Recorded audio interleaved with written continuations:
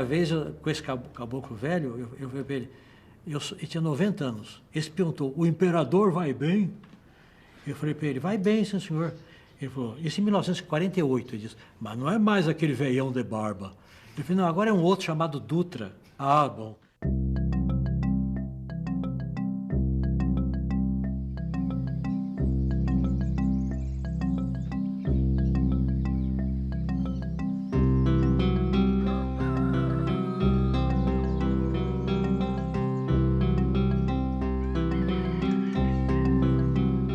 O caipira é um dos tipos do homem rural brasileiro. Conforme a região do Brasil, o homem rural típico tem uma designação diferente. Há tendência para chamar qualquer pessoa de cultura rústica, qualquer pessoa do interior, de caipira, mas aí já num sentido meio pejorativo e meio jocoso, dizer que a pessoa não tem hábitos civilizados. Não é nesse sentido que se deve usar num contexto como o nosso. O caipira é o morador do campo que vive numa sociedade relativamente homogênea, com valores tradicionais muito marcados, fruto da evolução histórica do grupo social radicado em São Paulo. Não necessariamente com o estado de São Paulo. O que se pode chamar área caipira é talvez um pouco daquilo que o historiador Alfredo L. Júnior chamava a Paulistânia. A Paulistânia é São Paulo, é grande parte de Minas, é grande parte de Goiás, grande parte de Mato Grosso, o atual Paraná em parte também. E, de certa maneira, Espírito Santo e Rio de Janeiro são afins. E este homem é fruto de uma sedimentação racial, às vezes, mas certamente de uma sedimentação histórica, de uma sedimentação cultural que lhe dá características próprias, inclusive na maneira de falar. Ai, ai, ai, na porta que eu queria, joguei meu chapéu para ver onde cair. Eu falo mesmo pra ver onde cair. Caiu no colo das velhas, por céu do Ave Maria. Tá dando pra quebrar, mas levar? Vai. Se nós tomarmos um padrão um pouco abstrato, não que corresponda exatamente à realidade, mas é um modelo que serve para medir a realidade, o caipira é, teoricamente, do ponto de vista racial, mistura de branco com índio. É a mistura de branco com índio que deu mameluco. Mas o mais importante não é isso. O mais importante são as características culturais deste tipo humano que mestiçado.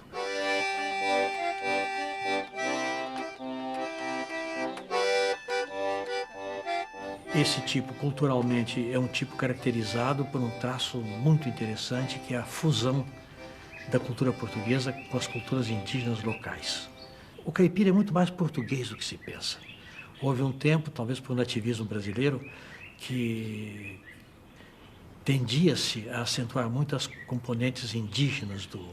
Por exemplo, o famoso R retroflexo, que é típico da área caipira. É o é arto, não é? Armoço. Esse R retroflexo sempre se achou que era influência do índio, porque o índio tem esse R. O índio não fala L, mas acontece que isso se fala em muitas regiões do Minho, em Portugal. Então é muito difícil discriminar o que é português e o que é indígena. Eu dei o exemplo da língua, podia dar o exemplo dos costumes.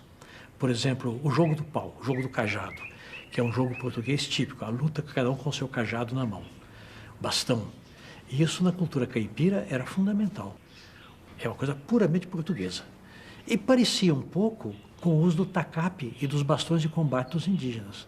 Então é muito difícil, às vezes, dizer o que vem do português e o que vem do indígena. E é provável que sobrenadaram na cultura caipira os elementos que eram dos dois lados, porque assim a coisa se fundiu.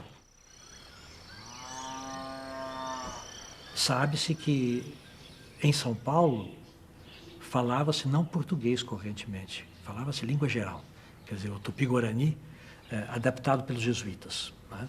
Se não fosse a pressão do governo português, nós hoje seríamos bilíngues, poderíamos estar fazendo essa entrevista em tupi-guarani. Agora, essa cultura, para poder manter as suas características tradicionais, foi preciso a ocorrência de uma série de condições. Uma delas foi o isolamento. O São Paulo, a área que o paulista controlava, era uma área fantasticamente grande. O paulista praticamente percorreu o Brasil inteiro e se fixou numa parte do Brasil. Além disso, o paulista era nômade. Então nós temos esses dois elementos que são muito próprios do caipira: o nomadismo e o isolamento. Olha, o mundo bandeirante era uma grande empresa econômica. Os bandeirantes aprisionavam índios. E a atividade principal foi essa, foi aprisionar índios para vender os índios como trabalhadores, primeiro para os engenhos do Nordeste, onde houvesse necessidade. E isso foi gerando no bandeirante uma sede de território imensa, enquanto que esse bandeirante, quando ele se sedentarizou, quando ele perdeu a sua iniciativa maior, quando ele deixou de ter contato com o mercado, não forneceu mais mão de obra para o mercado, esse bandeirante tornou-se caipira.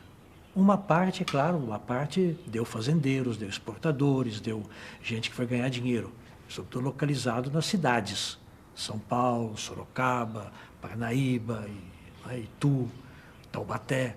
Mas o homem rural propriamente, o que ficou perdido naquela imensidão de território, este deixou de ser um protagonista da economia de mercado. E ele se transformou num produtor para si mesmo. Então ele é um bandeirante atrofiado.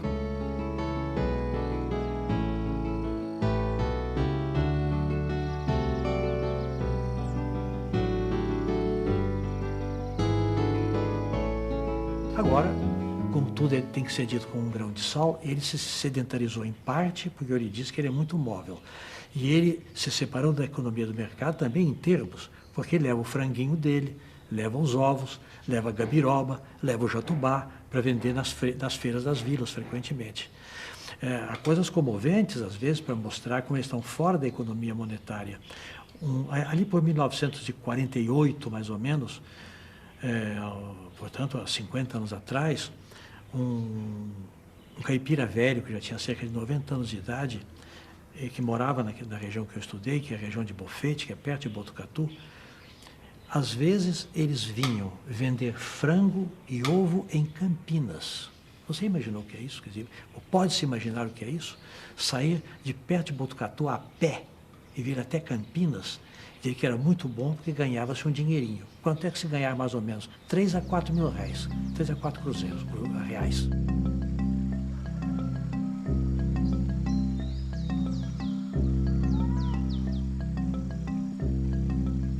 Agora, aqui é bom fazer duas observações, inclusive ligadas à coisa que nós já dissemos, para não haver equívoco.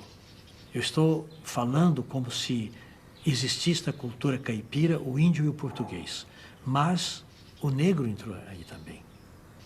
O negro entrou. Houve escravidão em São Paulo, muita, sobretudo no Vale do Paraíba, na zona de Campinas. E o negro se acaipirou. Quer dizer, o africano tornou-se caipira. Assim como o português se tornou caipira, o africano também tornou-se caipira. Então essa fusão, aí é muito bonito, você vê o mundo caipira se enriquecer pela cultura africana e haver uma espécie de indiferenciação entre a herança indígena, a herança portuguesa e a herança africana.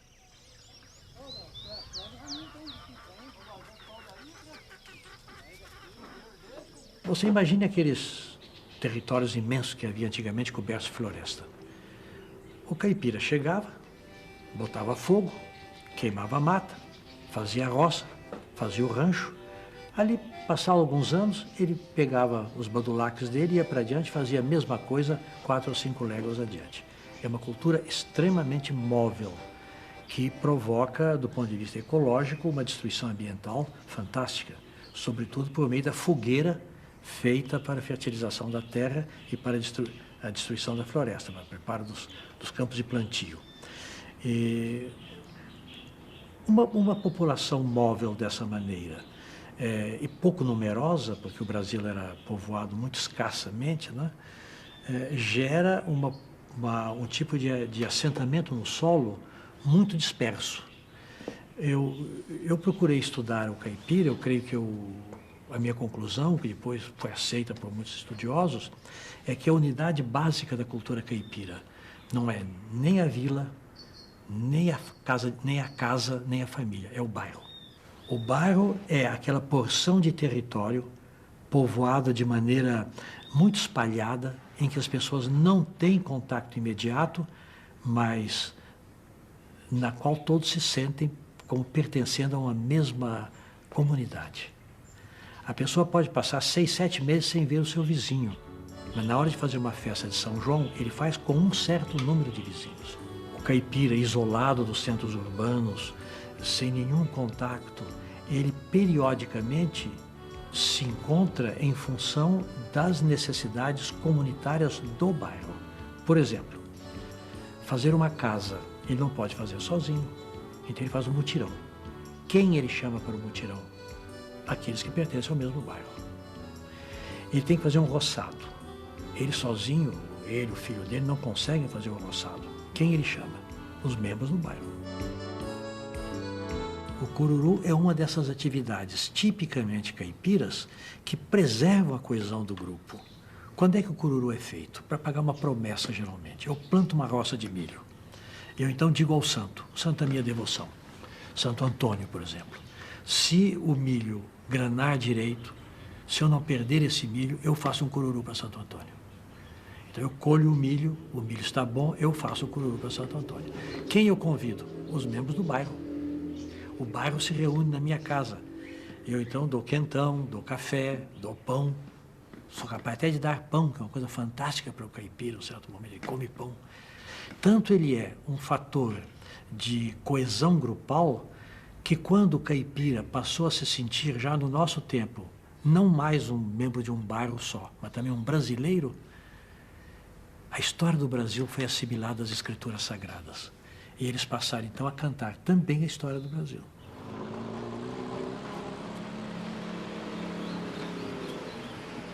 O lazer fazia parte da cultura caipira, daí a fama injusta do caipira ser vagabundo.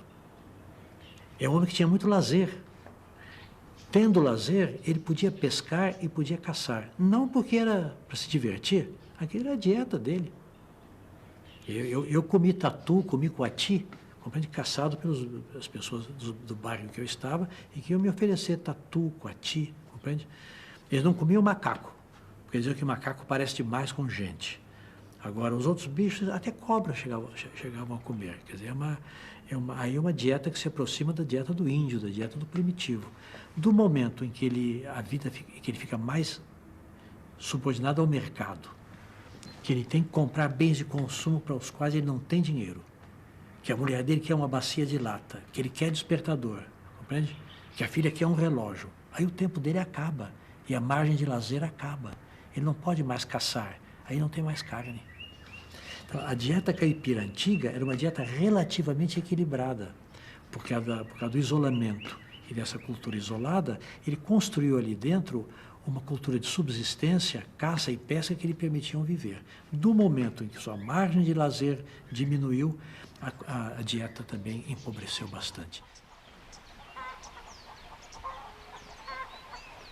O caipira é, antes de mais nada, um homem livre. Ele é um descendente do índio, ele é um descendente do bandeirante, ele é um homem livre. Compreende? E o trabalho regular no Brasil era uma barbaridade, porque é um trabalho escravo, com chibata. O homem livre não gosta disso. Quer dizer, o escravo não tinha outra alternativa, não que ele fosse menos altivo ou menos digno do caipira, mas ele era trazido como um animal. Ele era comprado, ele era tirado da terra dele. Ele não tinha outra alternativa, ele tinha que trabalhar ali onde ele estava. Agora, o caipira tinha o sertão na frente dele. Ele podia fugir, ele podia escapar, ele podia se recusar, e ele era livre, ele não é escravo. Ele dizia, eu prefiro comer uma espiga de milho e 2 abobrinhas do que trabalhar de sol a sol. Quando o caipira vem para a cidade, vem para São Paulo. São Paulo hoje é um destruidor de caipiras. São Paulo é uma cidade, sob esse aspecto, monstruosa. É uma destruidora de culturas. Não é? Então ele vem para São Paulo. Aqui ele vai se marginalizar. Ele vai ser servente pedreiro, entende? Ele vai trabalhar na construção civil, ele vai ser porteiro, ele vai ser soldado e vai morar na periferia. Quer dizer, as pessoas da região que eu estudei me dizem que hoje já não existe mais nada do que eu vi. Eu então sou levado a crer que a cultura caipira que eu conheci é uma cultura extinta. Agora, as sobrevivências dela estão aí. Sempre houve uma relação muito grande entre a cultura caipira e a cultura urbana. O caipira é um brasileiro que mora no mesmo país que nós, que saía do sítio dele e vinha vender ovo em Campinas. Quando ele vinha vender ovo em Campinas, ele via bonde puxado a burro, não é? No começo é que ele podia ver até automóvel, se já houvesse, ele ouvia falar em luz elétrica, luz de gás. Portanto, não existe separação drástica entre a cultura urbana e a cultura rústica, entre o mundo do homem da cidade e o mundo caipira. Há uma continuidade, um contínuo. Você tem extremos, você tem, por exemplo, as classes dominantes de São Paulo vivendo com muito requinte, segundo um padrão totalmente europeu, com mais alta sofisticação técnica, isso é um extremo. No outro extremo, você tem o caipira que ainda usa, e que eu ainda vi usar lenço na cabeça, não chapéu, lenço na cabeça, andar descalço e dormir no chão. São dois extremos. No meio tem uma vasta gama. O homem da cidade meio acaipirado, o caipira meio urbanizado, aí a gama é infinita. Eu me lembro de um grande cantador de cururu chamado Sebastião Roque, que é de Pereiras. Pereiras, acho que é de Conchas. O Sebastião Roque estava trovando a Bíblia e contando como é que a Virgem Maria casou. Então o pai dela chega e diz: Maria, você já está ficando mocinha, está no tempo de casar, constituir sua família, não é? Mas Maria era muito pura, ela já sentia uma vocação qualquer. Então ela não queria se conservar pura para, certo, antevendo o Espírito Santo. Os versos em que ele diz isso é admirável. Ele fala: Maria era um cravo lindo, Maria era um encanto encarnado, mas a esta voz de casamento Maria sartou de lado. Sartar de banda, sartar de lado significa negar, em dialeto caipira. Sartei de banda, quer dizer, nego, não é comigo. Olha, na Bíblia, no Novo Testamento, a Virgem Maria sartando de banda. Tá vendo? Quer dizer, essa intercomunicação das culturas é constante. Então, digo, assim como há música caipira hoje em São Paulo, que é um eco deformado, folclorizado da cultura caipira inicial, essa própria cultura não é uma coisa que nasceu por si, ela nasceu de intercâmbio com a cultura erudita, com a cultura portuguesa.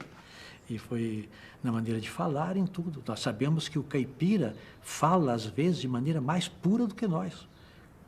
Quando ele fala pergunta, né, depois, ele fala como falavam as pessoas cultas no século XVII.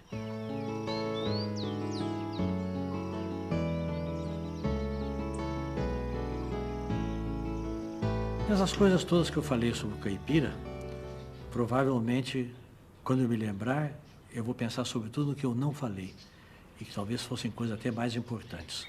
Mas não se pode falar tudo de uma vez só. Eu queria fazer uma observação final. Eu estudei a cultura caipira durante muitos anos, mas queria observar o seguinte: essa é a cultura dentro da qual eu fui criado. E de modo que, ao falar da cultura caipira, eu sou uma pessoa civilizada, de cidade, mas eu estou também dentro de valores que foram os valores do mundo no qual eu me formei.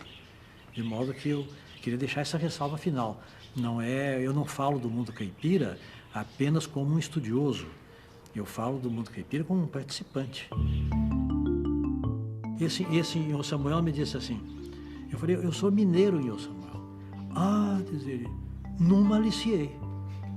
Mas mineiro é a mesma coisa que nós. Uma vez eu vim a Inhambi, o mineiro levar uma facada, o sangue que saiu da barriga dele igualzinho o nosso. Então nós podemos estar tranquilos no meio dessa paulistada toda aqui.